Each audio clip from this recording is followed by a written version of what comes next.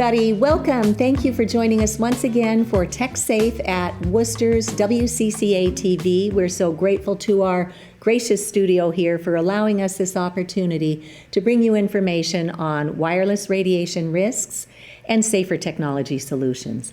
My name is Cecelia Doucette, and I am the Director of Massachusetts for Safe Technology, as well as the Education Services Director for a nonprofit wireless education, where we have an online course that can help you to learn how to use your technology safely in about a half an hour. So welcome, and I also want to welcome our very exciting guest today, coming to us from the islands of Hawaii. And her name is Dr. Debra Greene, and she has done some amazing work out in Maui, out on the Big Island of Hawaii, and throughout the Hawaiian Islands to help educate and to help move legislation and to help protect citizens from smart meters and cell towers and 5G small cells. So welcome, Debra. We are so honored to have you with us today. Thank you so much. It's a sincere pleasure to be here. All right. So tell us your background first of all, and then we'll go into how you fell down the rabbit hole with the wireless issue. Fell or dove head first. So my background is in energy medicine, and I have a PhD from Ohio State University. And in energy medicine, it's not really about solar energy or electricity. In energy medicine, we study human energy. We focus on the human energy system, and we study what affects energy flow, what impacts it, what enhances it, what restricts or inhibits human energy flows in the body, and what disorganizes, our energy systems. And also what we can do to protect and balance the energies. Because, energy is life. If you don't have energy, you can't function on any level. So with that knowledge base, I was very aware of the effects of wireless radiation on the human energy system. And believe me, it's not a pretty picture. So that sort of, was my entry point into the whole wireless world. Right. So when did it hit home for you, literally? Yeah. Well, in 2012, I was living in Maui Meadows and on Maui Island, and my neighborhood was chosen as a pilot project for smart meters. And the utility was pushing these meters like crazy, and nobody was speaking out against it. And so I became what I fondly refer to as an accidental activist. I realized I needed to step up and do something. And so I dove into the research. And because energy medicine is kind of, an emerging field of study, and it's by some people considered alternative, I wanted to know about the peer-reviewed, scientific research. Not that energy medicine doesn't have scientific research, but I wanted more mainstream research. And I was amazed to find that there is a plethora of research on this topic showing the negative health effects of exposure to wireless radiation. And so, armed with the research, I gathered, some friends and sympathizers and organized a coalition at that time, which I called Keep Your Power. And we became very, very active. We showed up at meetings, we asked difficult questions, we held sign wavings, we enacted a notice of liability process. I collaborated with Josh Del Sol, who's the director and producer of the award-winning documentary on smart meters called Take Back Your Power, and did fundraising and purchased like 600 copies of Take Your Power on DVD, and recruited 40 volunteers, and we went door to door in my neighborhood in Maui Meadows, and handed out copies of the DVD along with information packets. And The utility's goal was to get 200 households to sign up for smart meters, and in the end, they ended up with like 44. Wow, And congratulations. That's incredible. I like that term you use, you were an involuntary activist, or however you phrased it. I can totally relate. I'm actually sitting here in the studio in Worcester, Massachusetts, where National Grid came in and did a pilot program on smart meters. And they just did it. I don't think that they got an opt-in. I think they just did it, and citizens and businesses here were just exposed. And then they went way over budget. The Attorney General's office got involved, but only from the economic standpoint. And we've been trying to educate them on the biological effects standpoint as well. And what these industries do is they'll roll out this toxic product or infrastructure and say, look, it was such a success here. And quite often they will go into environmental justice communities where it's low income, it's minority, and people are working really hard to get, a roof over their head and food on the table. They don't really have the bandwidth to tune into what these industries are doing. So the industries roll in and go, oh, look, it was so successful here, we're going to roll it out all across the state. And then they'll turn around and say, look how great it was in Massachusetts. Come on, New York. Come on, Connecticut. Come on, Rhode Island. You better jump on the bandwagon because you're falling behind. So it's a very, very challenging scenario to try and get in there and just get the facts out. I mean, we can have upgrades to our infrastructure. We know things wear out. We need to upgrade, but we don't need to use radio frequency microwave radiation as part of the solution. Anything that we create, we can just hardwire.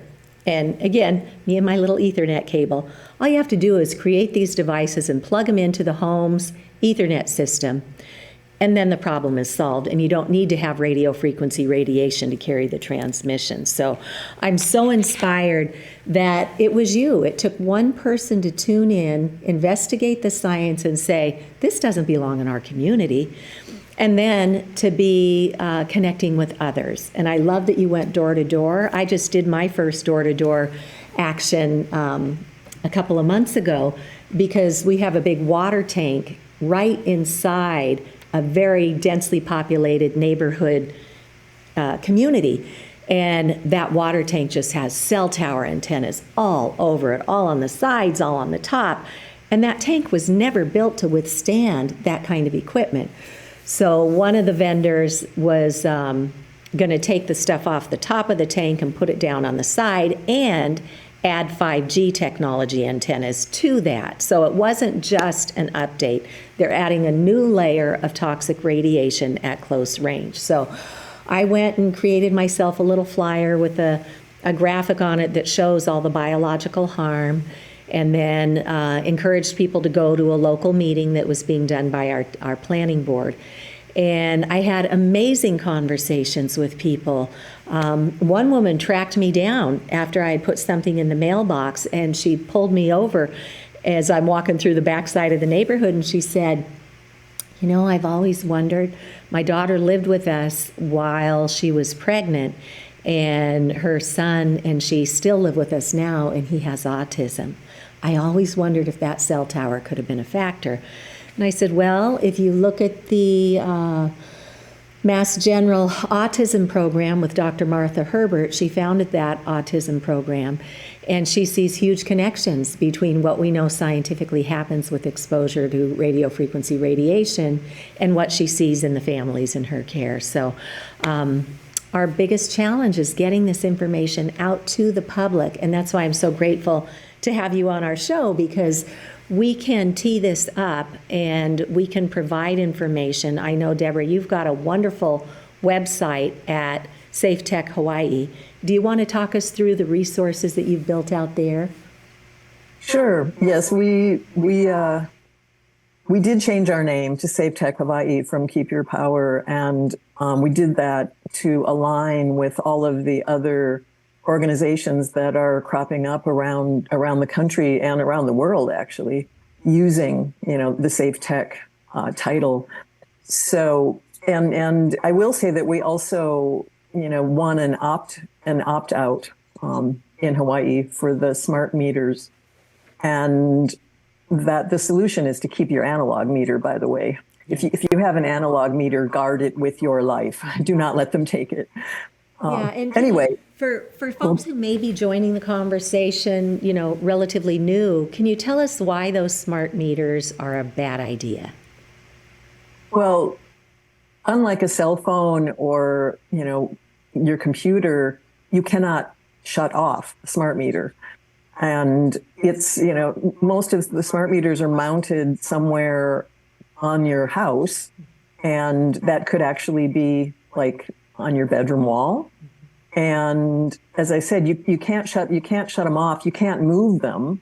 And they're basically emitting, hazardous, dangerous wireless radiation. And the utility companies are fond of saying, oh, they only, go off, or they only transmit once every 15 minutes or whatever. Well, that's absolutely not true. I've tested smart meters, on Maui, and they go off every few seconds. Mm-hmm. I did the same. I tested the ones. We have a solar system and our electrical system, so we've got 2 meters mounted outside our dining room. And I sat there and I measured in a minute how many times, and when I did the math for a 24-hour period, it was 17,000 times a day. So like you said, if you have that thing, and it doesn't just pulse outside, it comes right into the home. So if you have somebody on the other side of that wall, especially during the sleeping hours, my goodness, and children, fetuses, pregnant women, the elderly, and anybody with an existing condition, during our sleep, their body is busy doing cell repair and regeneration, and our bodies only have so much energy, and it's pretty well calibrated to get us through our normal day. When we put this constant burden of microwave radiation pulsations coming out of these meters and our own devices, we need to learn to use those safely too. It gets to be too much. So can you describe for us some of the symptoms that people might get from any form of man-made radiation? Well, it's a huge array. It can range from mild symptoms like skin rashes, or things like insomnia, or stress, or compromised immune system, to full-on tumors, and breaching of the blood-brain barrier, negatively affects reproductive health. The list goes on and on. It's amazing to me that with all of the research that we're still having to educate people. Right. Yes. Yeah. No, I hear you. We've got a smattering of bills here in Massachusetts that this week, in fact, are being reported out of committee. One has advanced. We have our commission bill with Senator Julian Cyr. It's Resolved Senate 155. That has been reported out favorably. It's now with the Committee on Senate Ways and Means, so we're having conversations with them as well. That would do what New Hampshire did. We helped them to get a bill passed into law to investigate the health and environmental impacts of today's wireless technology.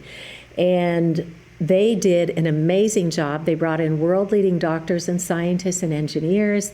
They had state-level authorities at the table. They also brought the industry in because they wanted everybody to be heard. And then they voted 10-3 on the 15 recommendations that are in here to start transitioning our communities away from wireless. It is no longer advanced technology. It's toxic. So again, there are solutions for everything. Bring high-speed cable, copper, fiber optics right to the premises, and then just hook up with wires indoors. And then you don't need wireless antennas, right? If everything's plugged in, it all runs, and it goes so much faster, so much more reliable. You're consuming 10 times less energy than these wireless systems, and your data and security and the privacy is so much better accounted for when you're not buckshotting your data out through the air.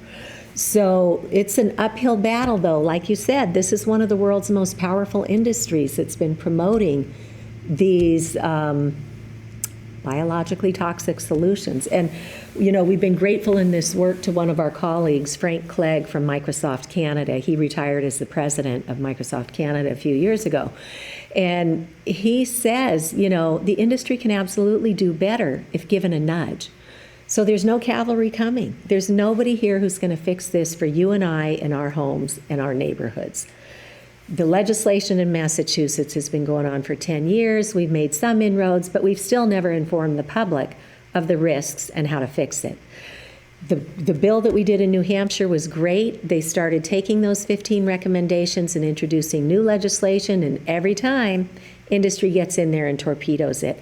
Or these public servants are not empowered enough by the citizens to make it a priority to take the time to really look at it. There's a Science, Technology, and Energy Committee in the House that just this week killed yet another bill on this topic. And I could tell from their responses, they have not done their due diligence on this. So I don't know. Every legislature works its own way. It's important to know what those internal systems are and how to help empower them to do their job to protect us. But if enough citizens are not speaking up, they have a bazillion other priorities that they need to get to. So that's why I'm just so inspired, Debra, by what you've done in Hawaii, because you have people on all the islands who have gotten engaged. Can you tell us some of the work you've done around the cell towers? Yes, and it's true. You can work at the grassroots level, at the community level, and achieve some really amazing things. I mean, we've been able to stop 2 5G towers on Maui. We played a very large role in stopping these giant football field-sized drones on Lanai. This was a proposed project to turn the island of Lanai into a giant drone launch pad, and the drones would be beaming down wireless radiation from the stratosphere. Anyway, we played a very big role in stopping that project. So when you told me about that one, I did a total jaw drop. I could not believe a double football size anything would be hovering over the island and radiating. It's bad enough we've got all the satellites going up, but this drone technology was new to me. How'd you even find out that was going on? I read a little tiny article in the newspaper that was basically bragging about how this fabulous new project was being proposed for the island of Lanai. And I was like, oh, this is not a fabulous project. And so that began my involvement. And yeah, so you are such a blessing for our world. And I know Dr. Stephanie Seneff, who's a senior research scientist at MIT, also lives on Kauai. And she has been fighting the GMOs and the glyphosate and, all the other things. Tell us, why does industry like to come to an island to test things out? Well, we're separated by thousands of miles from, any major landmass. And so if something goes horribly wrong, it can be isolated. Yeah. And I mean, in terms of the GMO issue, the growing season is forever, on the islands, because we don't have frost or winter or anything like that. So right. That plays a role in the whole GMO thing. But wow. Yeah. Our poor paradise. I went through high school on the island of Oahu, out on the North Shore in Wailua. So I follow your work closely because I still have many loved ones out on the islands there. And I don't know if they know just how grateful they might be to you for the things that they don't see coming that you have actually stopped. So when you and I co-hosted January's free public education webinars, we do them twice a month. We'll usually do one at noontime Eastern and then one at 6 p.m. Eastern. Folks can find that at Massachusetts for Safe Technology on our events page. So we have a continuous stream of current free public education. We just want everybody to be able to get to the information. We send out my slides afterwards so that, we say, don't take our word on any of this. Know it for yourself. And if anything we've figured out in the last 10 years, because I fell down the rabbit hole probably right after you, Debra, If anything we've done can help you to quickly connect the dots on this to the point where you're comfortable starting to make baby steps in your own environment, then we feel really good about that. So you can always get educated at Massachusetts for Safe Technology. And Debra and I co-hosted January's events, and it was just so fantastic because now you have this material that you can use locally in your community. And when I was doing my research to co-host with you and I was going through your Safe Tech Hawaii website, you had people on each one of the islands with a radio frequency radiation detection meter. So this is the Safe and Sound Pro 2 meter that was recommended at the EMF, or Electromagnetic Fields, medical conference. And it's a really good meter. It's in the $400 range. It's calibrated and tested.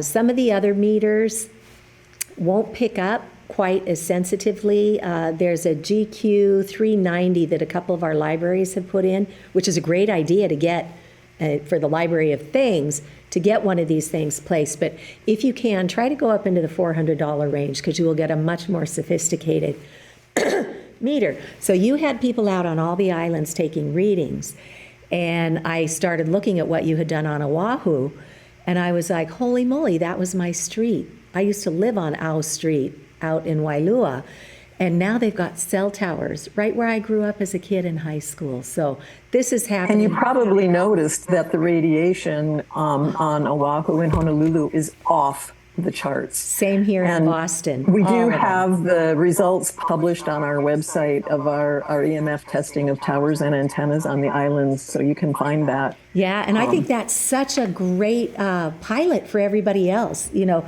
go out to Tech Safe Hawaii, and you will, or Safe Tech Hawaii, and you will find amazing inspiration. So tell us where you guys are now. Well, in the past several years, every year that there's been elections, we've done voter guides. And that's where we contact the candidates and we ask them their stand on wireless radiation issues, on 5G. And we also want to know, their awareness level. And then we publish our results in the form of a voter guide so that when people go to the polls, they can use our voter guide, as a guide for their voting, if they care about this issue. And hopefully everybody does, because, I hate to say it, but it is a life or death Well, issue. It literally is. Dr. Cindy Russell, who founded Physicians for Safe Technology, she says, in a nutshell, we're rusting ourselves from the inside out because this constant pulsation of microwave radiation does something to our blood. There's something called the Rouleau effect, where all of our red blood cells are meant to be free-floating and bringing oxygen to all of our systems and organs. And that's how we're able to live, right? But what Dr. Magda Havas and others have shown under a stethoscope is when you expose somebody to this man-made radiation, instead of looking like these nice, smooth, circles or ovals of red blood cells, they start looking like bottle caps. And then because this is an electromagnetic field, they get magnetized and they start glomming together. So now where you used to have this free-floating, beautiful, healing oxygen coming everywhere, it can't get to where it needs to go because it's clumping up. And that, if we can't bring the oxygen in, it causes what doctors will tell us is oxidative stress. And that's where Dr. Cindy Russell is saying that oxidative stress, it's like causing rust. We're rusting ourselves from the inside out. So, and it's cumulative. Our bodies are amazing and quite often can heal from some of this exposure, but in some cases there's no turning back, and it's cumulative. So you might be feeling all hunky-dory today, and tomorrow might be the day you hit that tipping point and you start getting headaches and nosebleeds and nausea and dizziness and anxiety and depression, and you can't sleep and you can't think. And then long term, as Debra said, the cancers, the neurotoxicity, the ADD, the ADHD, the autism, allergies. So it just goes on if our body cannot properly cell repair and regenerate. So we encourage people to come learn along with us. And what are some of the first steps, Debra, that you found are helpful for people to take? Organize, form a group And then, you know, if you want to work at the legislative level, the most power to prevent this proliferation is with the local governments. So in the case of Hawaii, that's the county, at the county level. And so, you know, that's where to start, is, you know, get your group together and then work at the local level, wherever the planning commission is.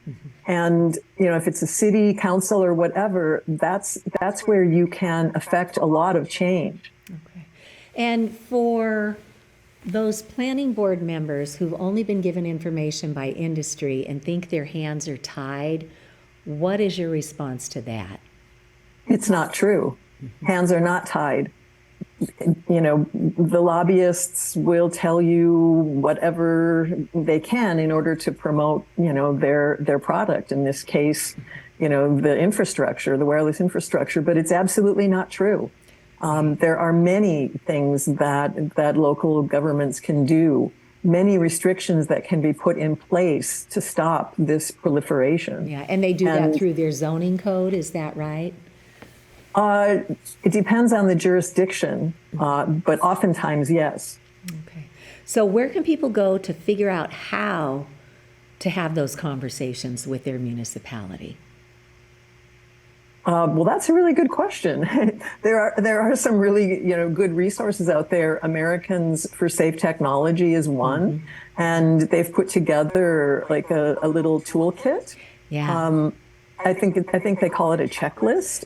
Oh, you're right. Americans for Responsible Technology has a checklist. Sorry, Responsible Tech. Yes. And that's a good point, though, because when people are forming their groups, they're like, do I call it responsible? Do I call it safe? I don't think it matters. I think it's all one and the same. So, yeah, they do. They have a checklist. They have a toolkit. And they also have a list of groups all over the country. So if you have somebody near you, go see what they've been up to. And if you can just jump into the fray with them, or if there's nobody in your area, they've got a whole little toolkit there for how to start your own. And one of the first things they'll do is say, just get with your loved ones and neighbors and do a screening of this award-winning film, Generation Zapped, which teaches us about this issue in 74 minutes. And then they have all the science on their website. So folks don't have to feel like they need to start from scratch, but we do need to start because there is no cavalry coming. So, Debra, I'm just so honored that you joined us today. Any parting words before we time out here? Thank you, Cece. And don't give up. That would be my parting words. You know, and don't go it alone. Right. Yeah, you need to have others with you. It will help to lighten the load, and it will be giving you the opportunity to be taken much more seriously. So thank you, Debra. Aloha, my friend. And until next time, have a tech safe day.